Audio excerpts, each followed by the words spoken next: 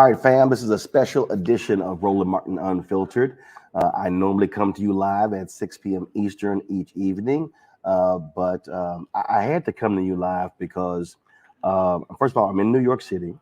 Here for the national. I was here last night for the National Cares Mentoring Gala. Tonight, we're going to be live streaming the celebration of life for Harry Belafonte at 6 p.m. Eastern. But I had to talk about this Joe Rogan podcast with Katt Williams. And there were a lot of things that they talked about in the podcast, but what really got my attention because of an effort that I'm actually involved with dealt with the issue of African Americans and menthol cigarettes. This has been an issue we've talked about on the show on numerous occasions. And so Rogan asked Katt about it, and both of them made no sense whatsoever. And so I want to talk about it so you have the truth right now, so people are not walking around clueless listening to the nonsense that they actually talked about. So here's what was discussed on the Joe Rogan podcast.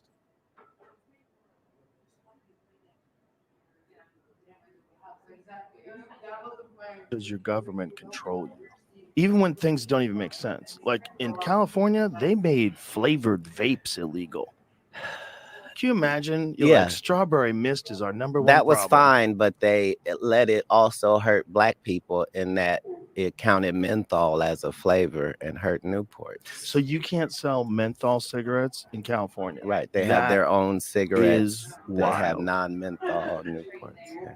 It's terrible. Why do black people like menthol so much? What's that about? It's a totally different type of cigarette. You're going to get me canceled. No. This is very racist, this Is conversation, even though neither of us are. Go figure. Just talking about a type of cigarette that people enjoy? Just saying, why do black people like Newport so much? And a black person actually getting ready to answer this. Oh, it's terrible on all ends. I don't think it is. Well, I don't think it is either, because we have a new. It's like if you started asking me about spaghetti, I'm not going to get offended. You started asking me about Italian food or why are Italian people so loud? I'm not gonna get offended. How many people have ever died of pasta related illnesses? A lot, Joe. A lot of fatzos out there kicking the bucket, bro. That's not because of pasta. That's an overabundance of carbohydrates. They were going to be fat wherever they lived, sir. Maybe. That's an overindulgence. Going to be great bread eaters and delicious high carbohydrate food. They couldn't stop it. People are addicted to food like they're addicted to anything. If there's a thing that I could ever be addicted to, it's that. Right. That's all of us, though. All of us. And what a blessing. Yeah. We have so much. Starving people are addicted to anything, and they don't have food-related illnesses. Exactly. But back to where we were. Yeah. You were asking me about the menthol cigarettes. Oh, that's right. And the answer is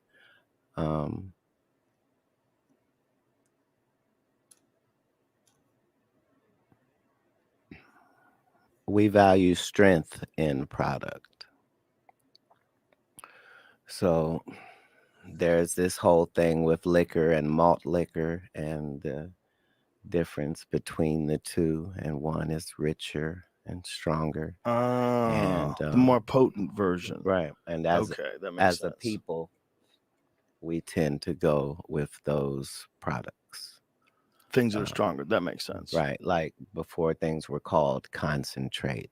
Yeah. That's what we appreciated. That makes sense. Concentrated. And the fact that menthol is a natural thing. So, anybody who is from the South knows about mint plants and, And menthol used as a skincare product, like injuries and shit. Right. Like you appreciate that as a flavor profile as well. Right. That makes sense. The mint julep. It's just telling people they can't have that anymore. Who the fuck are you? That's my position. Well, and that's a noble position, and we appreciate the fact that you represent that. But the truth of the matter is not pretty. And the truth of the matter is that most people would like to be controlled more by their government if they make it easier. Maybe. Most people are all for government control. as long as they don't have to discuss it. Okay. So that was utterly nonsense. And I think it's important that we don't wait around to figure out what's the truth. And so joining me right now is my dear friend. Seen her on the show before, Dr. Mignonne Guy. She's Associate Professor, Department of African American Studies, Virginia Commonwealth University.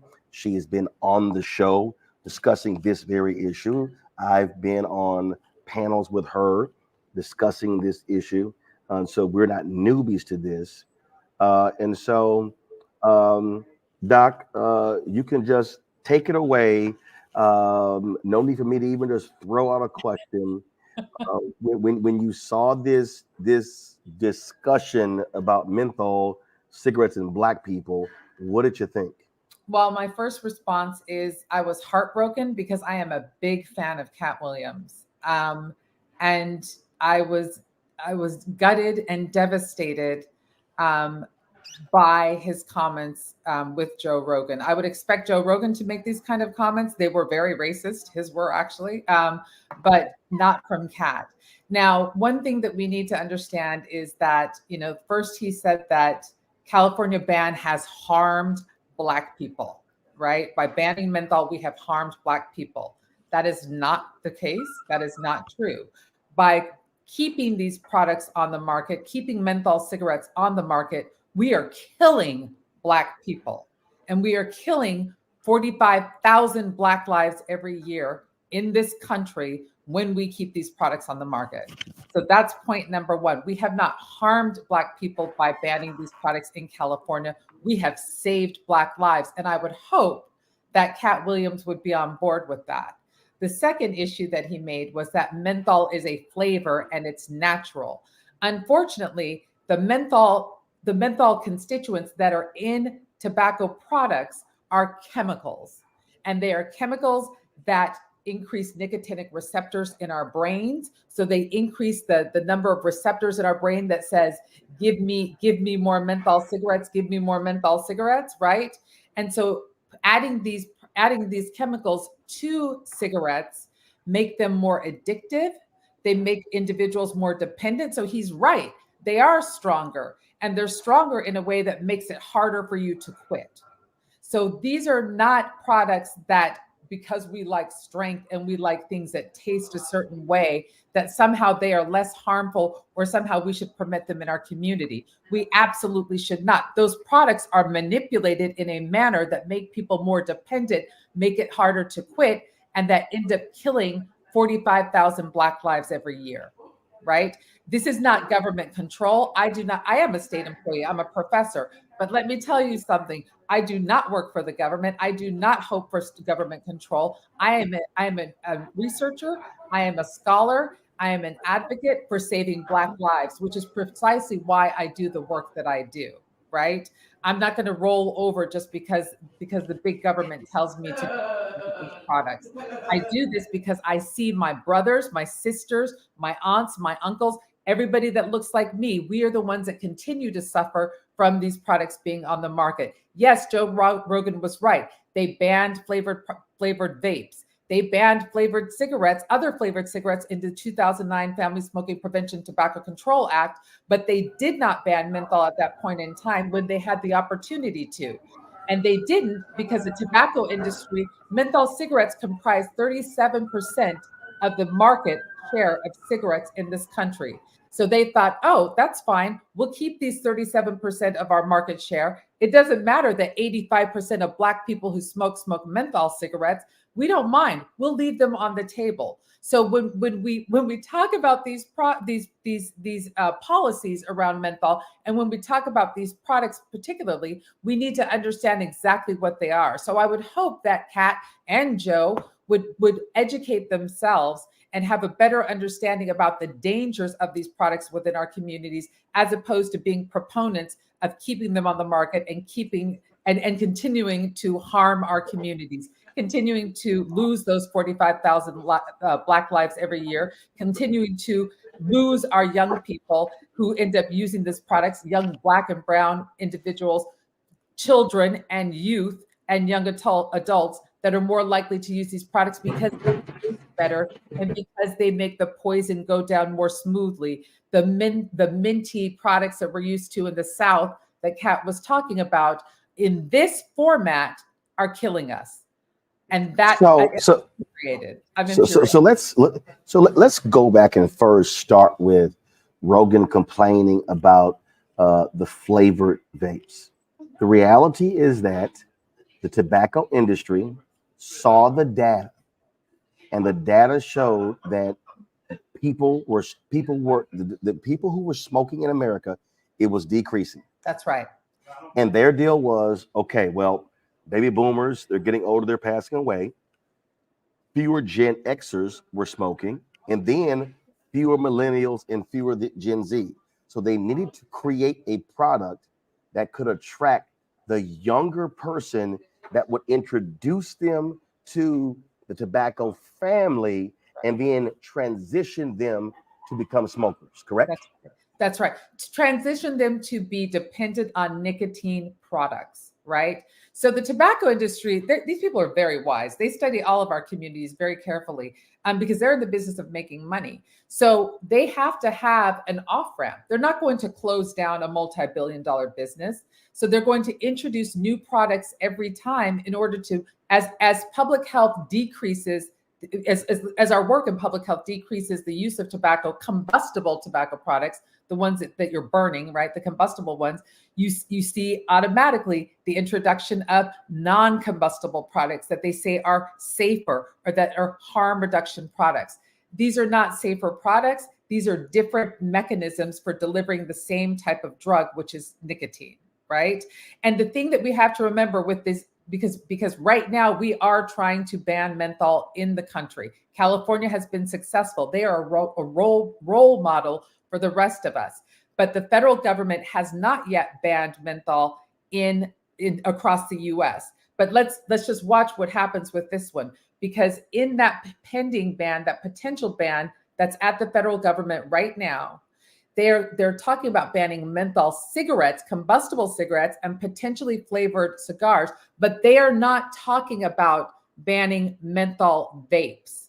So it gets to your point, Roland, which is if the industry has to ban the menthol, if the federal government finally gets that ban through, and the industry that menthol is gone, it's off the market, menthol cigarettes have gone away from the market, then there's a new product that's introduced that will take the place, that will be the off-ramp for the tobacco industry to continue to sell their drugs in these communities. So we know that the Biden administration, they delayed the announcement. The FDA has talked about this ban. This was in December. So they have to make a decision by March. By next month. That's right. Whether to actually do this. That's right. And so there have been a number of individuals, organizations, and others out there that support this ban on menthol cigarettes. Yes. There was last month, that was this menthol funeral that took place in the nation's capital. That's right. And so what people don't seem to understand about this is that also there are big city mayors that are supporting this. Mayor of LA, Karen Bass, the mayor of Cleveland, Justin Bibb, the mayor of Pittsburgh, Ed Gainey, the mayor of Columbus, Ohio, Andrew Ginther, the former mayor of Columbus, Ohio, Michael Coleman, who was a menthol cigarette user for 30 years, the mayor of Savannah, Van Johnson, the mayor of St. Louis, Tashara Jones, the former mayor of Philadelphia, Michael Nutter, Andy Shore, the mayor of Lansing, and so we could go on and on and on. And so they understand the health implications about this. As you said, this ain't about Black people in mint juleps and us sipping on a drink. This is not about Black people using Vicks Vapor Rub on our chest and backs when we're sick.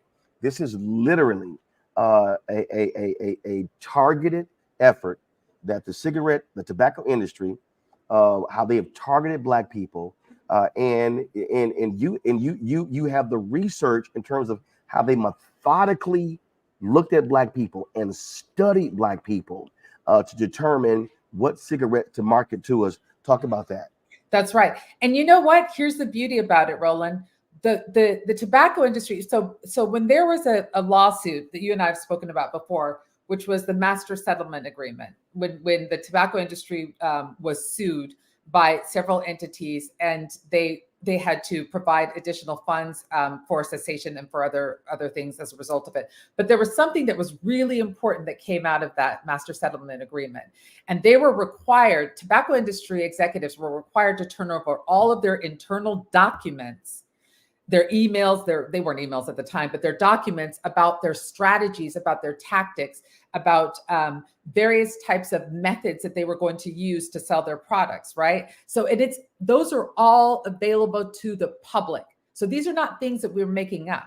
The University of California at San Francisco have the tobacco industry documents, and any person, any resident, any citizen, even internationally, any person in the public can go look at those documents themselves, and they can actually research and look at the strategies that were used by the tobacco industry over years in order to target Black communities. So there are documents that are out there that explicitly state that the tobacco industry, for example, understood that Black Americans like to go to cultural events. They like to, they want to be perceived as a certain image. A lot of them go to church. So if we give money to churches, then we'll be able to get these products in their communities. If we sponsor different music events or cultural affairs, tie ourselves with those communities, then our brand would be recognized and it'll feel like it's part of the Black community. So they studied us. I am a Black studies professor. The tobacco industry was studying Blacks. They were conducting Black studies before my discipline actually existed, because they hired social psychologists and they hired sociologists to study our practices, to study our likes, our dislikes, to study our fears, our concerns. And that's how they have consistently kept these products in our communities. And this is so hold on. So when we say we were targeted, mm-hmm. You say the data shows they literally hired experts to put Black people under a microscope to figure out how can we, one, create a product and market the product to them that they will accept. That's right. That's right. They have it specifically, and they talk about not just Black people, they talk about young people specifically. How do we create products that are more appealing to young Black people? They also, the most nefarious part about it, and which I really hope your audience does at some point go look at these documents, or they can email me and they can ask me and I can show them exactly where to find the documents, because it's one thing when we say them, but it's something else when you read it for yourself. There were other documents in the industry documents at UCSF, which is when they figured out that cigarette smoking, menthol smoking in particular, was associated with low birth weight, right, in Black women. There are documents that explicitly state that, well, so what? It's okay. Perhaps it's okay that Black women have smaller babies because they have so many. Perhaps it'll be less painful. So they knew that it was harmful to our communities. They knew that it was harming our Black babies, and they said, "Oh, well, it's okay. It's okay. It doesn't really matter because they have so darn many of them. Maybe it'll be less painful for them if they're smaller in the long run." So these are the types of, and so when I hear people say, "Oh, this is the government. This is someone trying to take things away." No, what's happening is that these tobacco industries are targeting, they are hunting, they are infiltrating our Black communities, and then they're manipulating individuals within our communities to somehow think that this is okay, so that they can continue to sell their product that, when used as intended, will kill 100% of their users. So I don't understand what Katt is really speaking about at this point in time, to be quite honest. I cannot understand how anyone could be a proponent, anyone particularly who says that they care about Black lives and saving Black lives and wants to stand up for our communities, how they could somehow conflate this ban as being harmful, or state that this ban is harmful and we're somehow taking something away that wasn't in our communities to begin with. That was actually, we were studied and we were targeted and we were consistently preyed upon again and again and again. And we were left on the table in 2009 when in fact we could have removed these products from our market. My mother smoked menthol cigarettes, right? My mother died of pancreatic cancer before I was the age of 18. I was an orphan as a result of someone using these products. So I am not somebody that's going to come on here and talk about it from a government perspective or even from a researcher's perspective. I see these in my communities every single day. We all know what's happening in our communities. And for us to sort of turn a blind eye and decide that somehow this is the federal government, no, this was me. This is people like me and those mayors that you were talking about and people like you, Roland, who care about the health of our communities and who want to save the lives of our community members. This is what's at stake right now. And so again, I want to unpack this for people to understand. Even calling it cool, KOOL. And what people don't understand was they also understood how white corporations refused to advertise with Black-owned media. Right. And so what did they do? They became a lifeline to Black newspapers. We all remember the full page ads. And anybody knows who studies magazine, at the back page of a magazine and the inside back page are the two most profitable pages. And they did 52-week ad buys. Jet, they did 12-month ad buys. Ebony, they bought Essence, they bought all the Black magazines, all the Black newspapers. They literally sponsored numerous jazz festivals. The Cool Jazz Festival. It's now the Cincinnati Music Festival, but that's what it was called. They sponsored the traveling concerts. And so everywhere in Black America, you were inundated with cool, cool, cool. The billboards, they were on playgrounds. And even in the advertisements, it was how we were smoking and laughing, enjoying ourselves.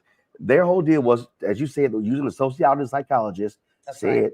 No. Let's show them it's cool to smoke cools. That's right. And let me tell you, here's another reference for your audience. I'm trying to find the email or the website link because they're at Stanford University. They have a collection of all of the ads for tobacco products over the years, right? So all those ads that you're talking about, those Ebony and Jet, some of your audience members may be too young to remember those types of adverts. But at Stanford University, they have a collection of all of the ads that have been used to sell tobacco products. And you can see the Cool Jazz Festival, right? And you can see certain images that would be appealing to that audience at that time. You can see the Newport, you can see the Virginia Slims, and you can see some of the Black models that were not able to get jobs back in those days. You can see some of the faces that we know, like Beverly Johnson, right? One of the most beautiful Black women in the world who couldn't get a job at that point in time, but they put her in tobacco ads, right? And so suddenly we were able to see somebody that looked like us, or suddenly we were able to see people that were doing things that were that seemed like they were representing our communities, right? They even at one point, there's some ads out there that they actually, it's mind-blowing. They actually have an ad that looks like it's Martin Luther King Jr. with this "I Have a Dream" speech, but it's selling cigarettes to our communities.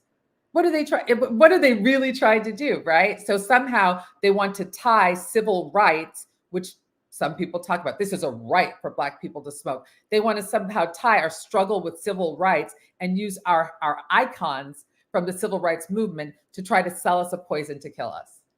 This is what they've done years, and these are all publicly available. These are all of the documentation at UCSF. Anyone can access, and anyone that has a computer can Google the Stanford tobacco advertising, and they can find all of the ads over the years. They can even find the ads earlier on, before they were trying to sell menthol cigarettes to us. They can find other ads that are highly racist ads, showing us as pickaninnies, right? So why do we want these products in our communities, and why are we defending them in our communities when this is how we've been depicted over the years? And yes, they preyed upon the Black media, because the Black media We have always been set up to fail in this country, right? We have always been set up. So the Black media outlets that we've had have never had adequate support. And so anytime they had to, and we needed it because it was important, these are the only media outlets that will speak truth to us and that will speak to our issues and not frame them in a way and whitewash them in a way that becomes harmful for us. And so the tobacco industry saw a need, saw the gap, leveraged or exploited all of the divestment from our communities, and they came and paid for these ads to go in our media outlets and to make sure that they sent those products to our communities, to make sure that they can spread the drugs, deal their drugs. And what they're still doing is they still continue to target our community. When this FDA ban was put in place, they went hot and heavy. They began to spread money around to civil rights groups, to civil rights leaders. They began to target. Now their new trick is to convince Black people that, if they ban menthol cigarettes, we're going to be seeing an increase in police abuse and encounters, and Black men are going to be the next Eric Garner and get taken down by the cops. And they literally went out and got folks with members of Noble. The organization has not endorsed their position, but they've got members of Noble involved in this, touting this thing as well, and literally making the argument that, this is going to increase police encounters because people don't understand what the actual proposed ban is. It hasn't. So tell people exactly what that ban is and how the tobacco industry is spreading big money around the Black community to try to stop this ban. That's right. That's right. I have a talk. When I talk about this, I do a public talk, and I talk about the gaslighting that's occurring in the Black communities, and I call it the terrorism and tactics of the tobacco industry as they gaslight Black America. It's exploiting Black trauma. That's what they're doing. So they've paid millions of dollars for some leaders, some Black leaders, and other individuals to exploit Black trauma, to exploit the very real problem of police brutality and hyper policing and over policing in our communities. I don't want police in my communities, right? So if I hear them saying, oh gosh, if we ban menthol, then police are going to come to my communities. But that's the problem with their argument. This ban is not at the individual level. The ban is at the manufacturer, it's at the retailer, and it's the manufacturer, the retailer, and the distributor level, right? In distribution. It's at those levels, right? So unless you're manufacturing menthol cigarettes or you're retailing menthol cigarettes or distributing them, bringing them between the two entities, this ban will not affect the individuals. It is not going to increase policing in our communities. It is not going to increase police encounters in our communities. It is not going to increase police harassment in our communities. Those things exist already. And if police want to harass Black people, they're going to talk to us about our broken tail light, right? They're going to say that we didn't stop at the stop sign, but you don't hear anybody talking about this. You don't hear anybody trying to address those issues. You hear them manipulating this ban that is not even at the individual level. It is at the tobacco industry level, right? And they're using it to scare the hell out of us. And it is it is outright exploitation, and it's gaslighting. It's gaslighting Black people to make us think somehow that we have something else that we need to fear when we have so much that we're concerned with on the daily basis. This ban is not at the individual level. The ban will have nothing to do if you get caught with a menthol cigarette in your hand. I don't know how you're going to get caught with them in your hand when they're not allowed to sell them anymore, or they're not allowed to import them into our country, right? They're not going to. It is not at the individual level. It's at the tobacco industry level. It is at the retailers level, and it is at the distributors level, not the individual. And so one of the things that Rogan was talking about is, this is taking away freedoms and the government, controlling you. Let's be real clear. The government has very clear policies about lead in water. The government the government regulates air, regulates water, regulates Seatbelts. car exhaust, regulates seat belts. I mean, we can go on and on and on in terms of, and maybe the argument is like, well, that's just too much regulation. But here, what's interesting is that these people act like, oh, we've got to just be free, and you're going, okay, but let's talk about the dead. That's right. The dead or the addicted or the new ones coming up. So the freedom argument is actually a very interesting argument because what's interesting to me is they're like, we need all of our freedom, what? To be addicted to a drug that you cannot get off that's harder to quit than heroin? That argument doesn't really work very well, right? And as you said, we have government regulations around everything. And I want government to regulate lead in my water. I don't want to live in Flint. You know what I'm saying? And you want government to also be checking to make sure that paint that's on the playgrounds where kids are. Exactly. No one seems to complain about that. Exactly.